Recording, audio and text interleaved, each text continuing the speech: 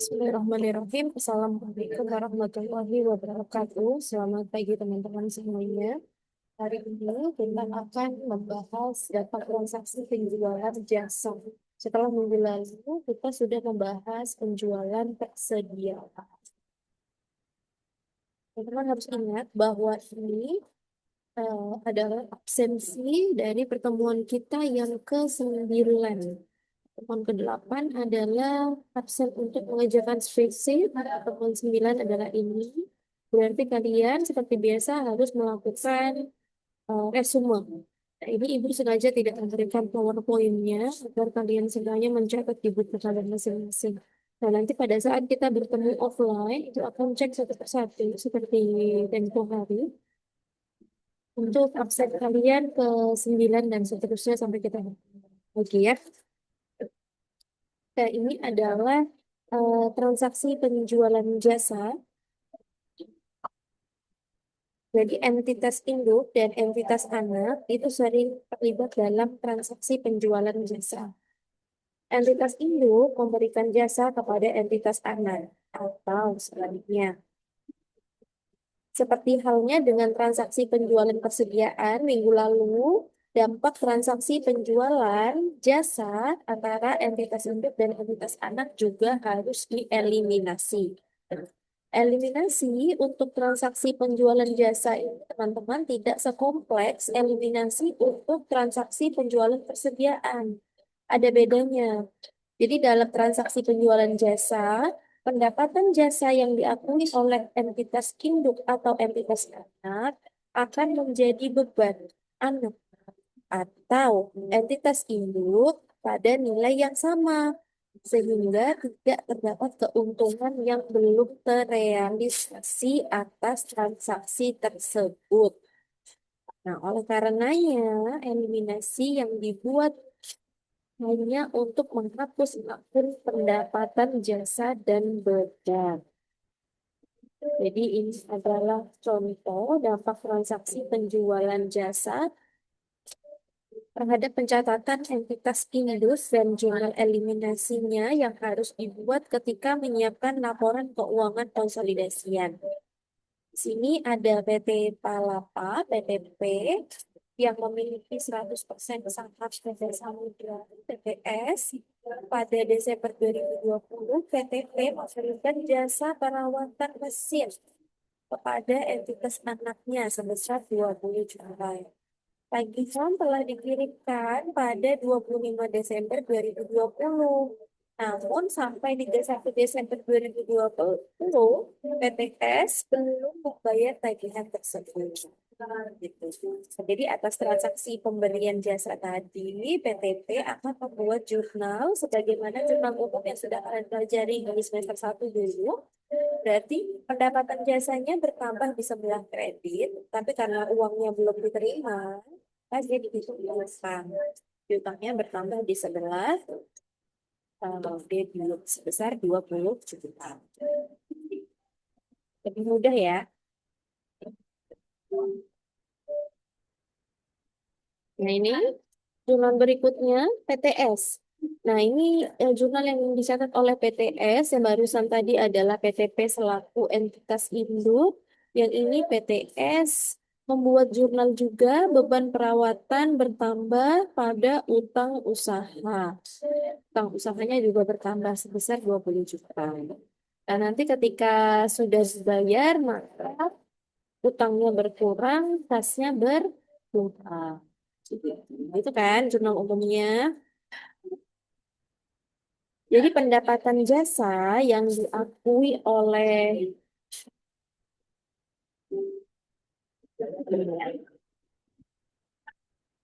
pendapatan jasa yang diakui oleh PTP ini harus dieliminasi. Karena apa? Karena pendapatan tersebut diperoleh dari entitas anaknya sendiri. Sama seperti materi minggu lalu dan minggu lalunya lagi. 2 minggu kita sudah membahas ini.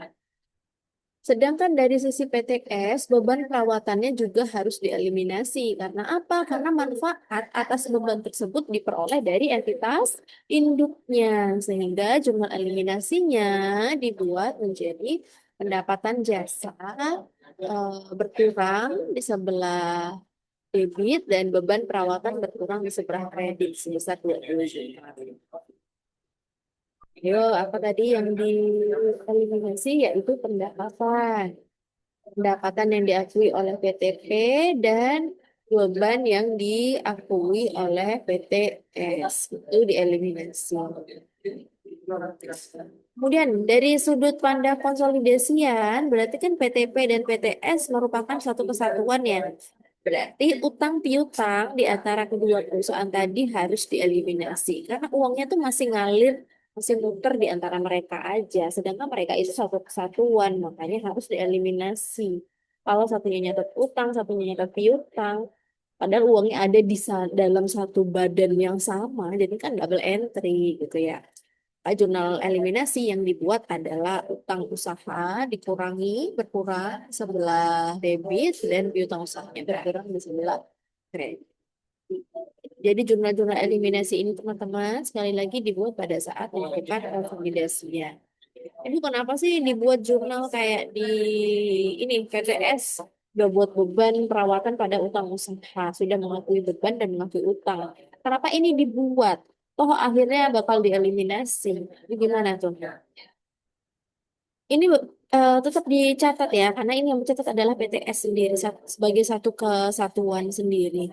Kemudian ini adalah beban apa jurnal eliminasi yang dilakukan per tanggal 31 Desember yang dilakukan oleh entitas induk. Jadi entitas induk dan anak masing-masing wajib membuat laporan keuangannya sendiri, baru nanti dikonsolidasi, digabungkan. Nah, digabungkannya itu perlu jurnal eliminasi biar nggak double entry. Begitu.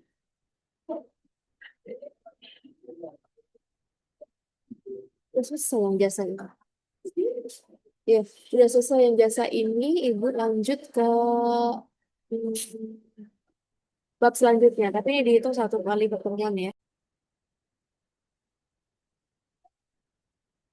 Oke, kita lanjut ke transaksi penjualan aset tetap. Jadi aset tetap itu teman-teman ada yang disusutkan, ada yang tidak dapat disusutkan ya. Nah, untuk pertemuan kali ini masih pertemuan ke-9 gabung sama yang jasa tadi. Kita bahas aset tetap yang tidak bisa disusutkan. Oke, ingat ini juga diresume sebagai absensi pertemuan ke-9. Nanti dibawa saja resumenya di kelas, nanti Ibu periksa mana yang layak eh, dinilai, mana yang tidak. Kalau nggak layak berarti nggak dianggap masuk di pertemuan 9. Nggak layak itu gimana? Terlalu sedikit. Cuman awal, akhir, tengah. Udah dia ngambil itu aja. Padahal resume ini eh, yang memerlukan kalian sendiri pada saat nanti ujian. Kalau kalian open book, kalian juga yang membawanya. Ya, bisa untuk bahan belajar juga untuk ujian nulis. Oke, kita lanjut. Sama seperti prolog di jual beli persediaan dan jasa.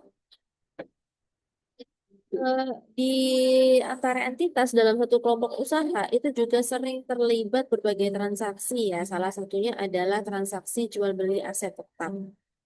Aset tetap itu kan salah satu aset yang penting ya teman-teman ya dalam mendukung operasional perusahaan. Nah, ini seringkali diperoleh entitas dari entitas induknya, entitas anaknya, atau dari entitas lain yang juga masih dalam kelompok usaha yang sama. Nah, di ilustrasi ini teman-teman, ilustrasi pembuka ini memberikan gambaran kepada kita tentang transaksi penjualan aset tetap tetap dari induk ke anak perusahaan.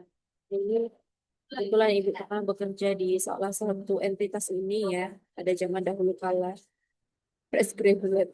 Pada tanggal 17 April 2017, PT BCA menjual tanah yang merupakan agunan agunan yang diambil alih atau yang disebut AIDA ya, ke BCA Finance yang merupakan anak usaha dari PT BCA. Jadi tanah ini luasnya 295 meter di daerah Semarang Selatan Jawa Tengah ini dibeli oleh BCA Finance dengan harga 7 miliar rupiah. Nah, yang mana ini merupakan nilai tertinggi dari banyak penawaran yang telah masuk ke PT BC.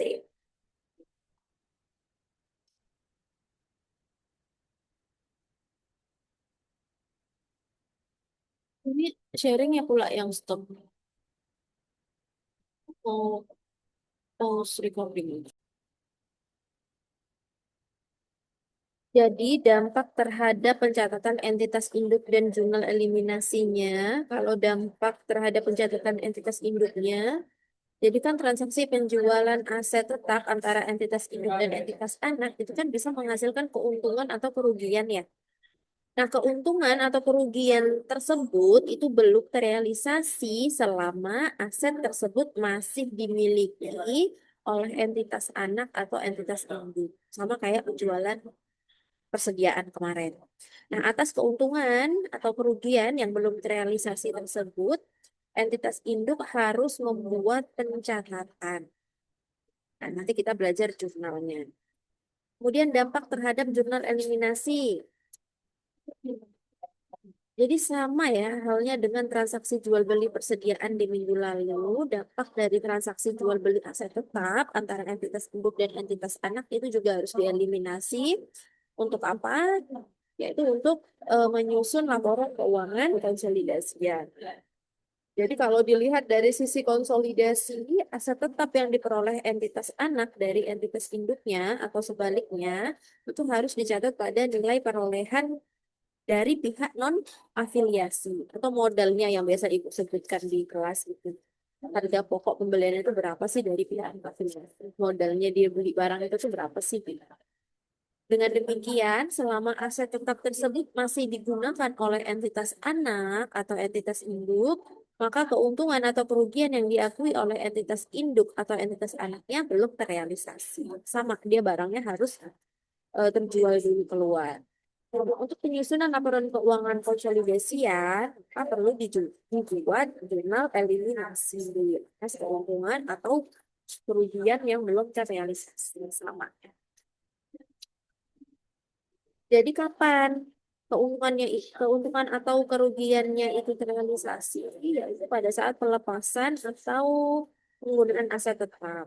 Jadi untuk aset tetap yang tidak disusutkan, contohnya tanah ya, keuntungan atau kerugian akan terrealisasi pada saat pelepasan aset tersebut. Nah, sedangkan untuk aset tetap yang disusutkan, contohnya apa? Aset tetap yang disusutkan, bangunan, mesin, kendaraan. Nah, semuanya ini yang dapat disusutkan tadi, keuntungan atau kerugiannya bisa terrealisasi pada saat aset tersebut digunakan atau dijual. Oke, pada kesempatan ini kita hanya akan membahas transaksi penjualan aset tetap tidak disusutkan. Sering ya, sering terjadi entitas induk dan itu terlibat transaksi penjualan tanah. Jadi atas transaksi tersebut, entitas induk membukukan keuntungan atau kerugian penjualan. Gitu. Jadi keuntungan atau kerugian tersebut belum terrealisasi again jika tanah tersebut masih digunakan oleh entitas anak, kan anaknya sendiri yang makanya masih dalam satu lingkup entitas yang sama. Jadi realisasi keuntungan atau kerugian penjualan tanah terjadi pada saat pelepasan tanah. Pelepasan tanah itu maksudnya gimana, Bu? Pelepasan tanah itu bisa terjadi karena penjualan, penghentian pengakuan, atau pertukaran.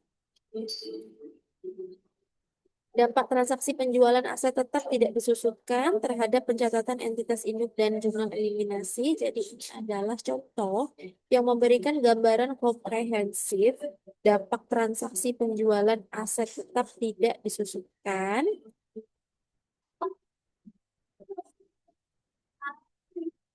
eh, Baik terhadap pencatatan entitas induk maupun jurnal eliminasi yang harus dibuat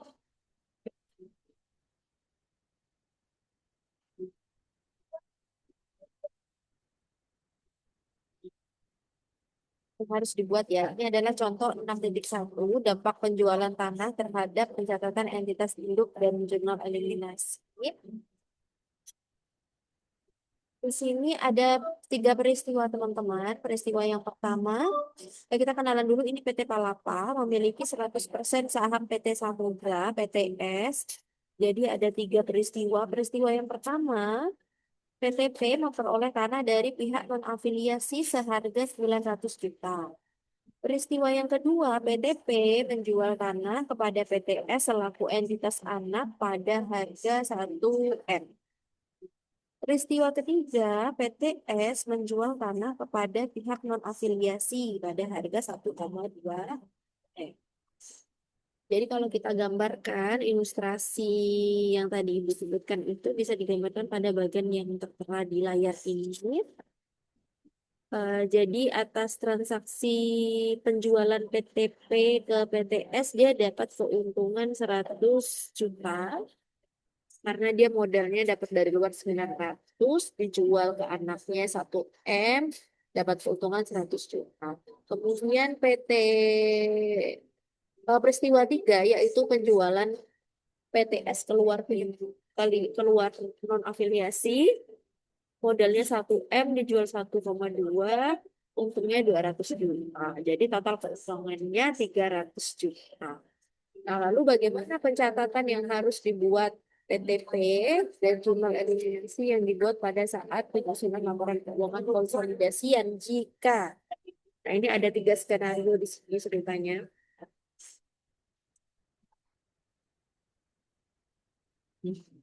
Skenario 1, seluruh peristiwa P1, P2, dan P3 terjadi di tahun yang sama, 2020. Dia beli sampai terjual kembali itu di tahun yang sama, 2020. Lalu skenario 2, bagaimana jika peristiwa 1 dan peristiwa 2 yang terjadi pada 2020, sedangkan peristiwa 3-nya terjadi di tahun berikutnya. Berarti terjualnya tanah ya, tanah keluar itu peristiwa 3 adalah terjualnya tanah keluar di tahun 2021. Skenario 3, P3 saja yang terjadi di 2020. P1 dan P2 telah terjadi pada 2019.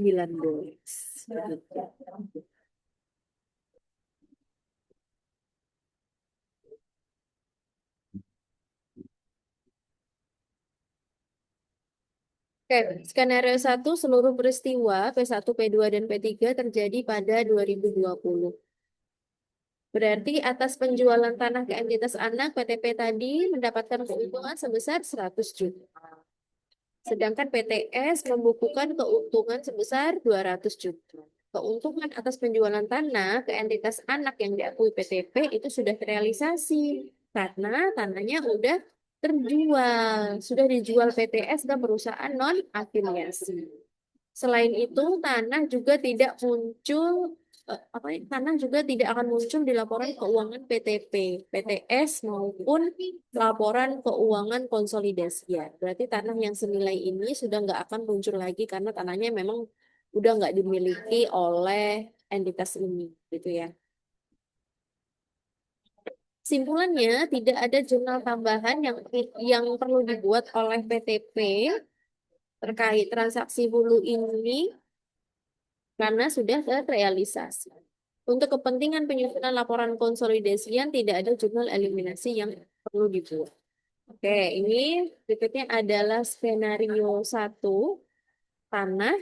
Tanahnya udah nggak ada di PTP, jadi strip. Tanahnya udah nggak ada di PTS, jadi strip. Jadi kosong semuanya. Udah nggak ada di dalam entitas. Keuntungan penjualan tanah, PTP tadi mencatat 100 juta, PTS mencatat 200 juta. Sebelum konsolidasi 300 juta. Jurnal eliminasinya nggak perlu, konsolidasiannya 300 juta. Berarti keuntungan penjualan tanahnya 300 juta. Nah, di sini tidak perlu dieliminasi. Ya, keuntungannya tidak perlu dieliminasi.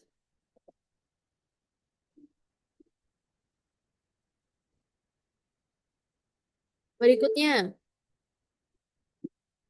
skenario 2, beda ya, ini jadi beda. Ada bedanya dengan penjualan persediaan kemarin yang perlu dieliminasi. Nah, ini keuntungan penjualan tanahnya tidak dieliminasi. Nanti kita bedakan lagi sama aset yang bisa disusutkan. Ada nggak jurnal eliminasi pada keuntungan penjualan? Pada skenario 2, P1 dan P2 terjadi pada 2020, P3 terjadi pada 2021. Keuntungan atas penjualan tanah yang dibukukan PTP sebesar 100 juta itu belum terrealisasi karena sampai akhir periode tahunnya tanah itu belum berhasil dijual keluar, artinya masih di PTS. Akibatnya apa? PTP harus melakukan pencatatan penangguhan keuntungan penjualan tanah. Sama, jurnalnya sama terus lah. Bagian laba atas entitas anak pada investasi pada entitas anak sebesar keuntungannya. Oke. Jadi, dari sudut pandang konsolidasian, keuntungan penjualan tanah yang diakui PTP itu belum terrealisasi. Jadi, tanah akan tetap disajikan nanti teman-teman dalam laporan keuangan konsolidasian. Harus pada nilai perolehan dari non-afiliasi, yaitu sebesar 900 juta. Jadi nilai tanah yang sekarang di pencatatan PTS yaitu sebesar 1 M itu harus dieliminasi sebagian agar nilai tanah yang disajikan dalam laporan keuangan konsolidasian sama dengan nilai perolehan dari non-afiliasi yaitu 900 juta. Jadi ini adalah jurnal eliminasi yang perlu dibuat keuntungan penjualan tanah 100 dan tanahnya 100 juta. Jadi nanti di laporan keuangan konsolidasian tetap pada angka harga perolehan ya, yaitu 900 juta. Dampak jurnal eliminasi terhadap skenario 2, kayak sekarang tanahnya di PTP udah nggak ada, tapi tanahnya masih di PTS sebesar 1 M. Nah, 1 M ini kalau kita kurangi 100, maka sisa 900 M, sama dengan harga perolehannya. Begitu. Sebelum konsolidasi 1 M dieliminasi 100 sehingga nanti di laporan konsolidasiannya tetap 900 juta sama dengan harga perolehannya dari pihak non afiliasi. Keuntungan penjualan tanah PTP tadi mengumumkan 100 juta, PTS kosong karena dia belum hasil menjual keluar sebelum konsolidasian 100. Terus tapi ini harus dieliminasi 100 karena keuntungan penjualannya belum terrealisasi karena tanahnya masih di BTS, belum berhasil dijual ke pihak luar. Jadi tidak ada keuntungan penjualan tanah dalam laporan keuangan konsolidasi. Berikutnya skenario 3, P3 aja nih yang terjadi di 2020, sedangkan P1 dan P2 udah terjadi pada tahun sebelumnya. Berarti pada periode sebelumnya, PTP itu mengakui keuntungan atas penjualan tanah ke PTS sebesar 100 juta kan. Nah, keuntungan tadi belum terrealisasi pada periode sebelumnya di 2019 karena lakunya yaitu P3. P3 itu kan PTS berhasil menjual ke pihak non afiliasi ya. Berarti lakunya di tahun depan. Jadi keuntungan penjualan tanah tersebut baru terrealisasi pada tahun 2020, sedangkan pembeliannya di 2019. Sehingga PTP harus membuat pencatatan untuk mengakui keuntungan penjualan tanah yang telah terrealisasi. Itu investasi pada tanah dan bagian laba atas investasi. Keuntungan atas penjualan tanah tadi harus ditambahkan di komponen laporan laba rugi ya teman-teman ya, laba rugi tapi yang udah konsolidasian pada periode berjalan.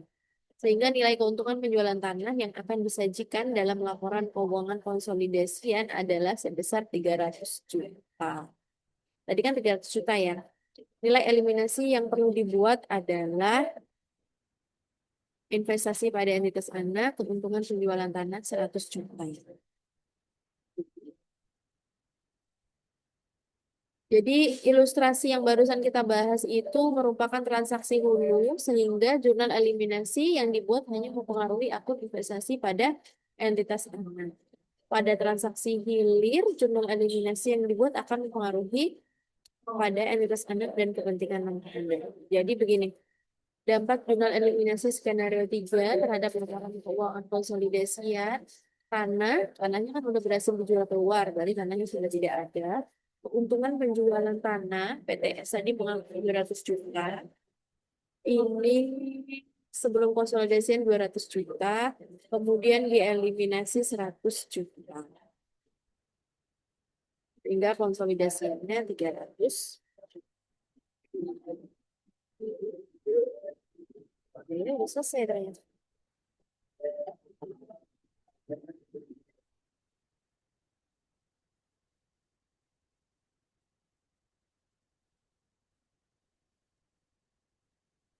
Sudah selesai. Yang perlu kalian ingat di sini bahwa ada 3 peristiwa dan bagaimana peristiwa ini disesuaikan lagi tahunnya. Ada peristiwa 1, peristiwa 2, dan peristiwa 3. Kemudian ada skenario 1, tahunnya di tahun yang sama. Skenario 2 ada 2 tahun yang berbeda. Dan skenario 3 juga ada di tahun yang berbeda. Begitu kan. Oke, itu saja ya dari Ibu. Yang tidak jelas akan ditanyakan. Terima kasih. Assalamualaikum warahmatullahi wabarakatuh.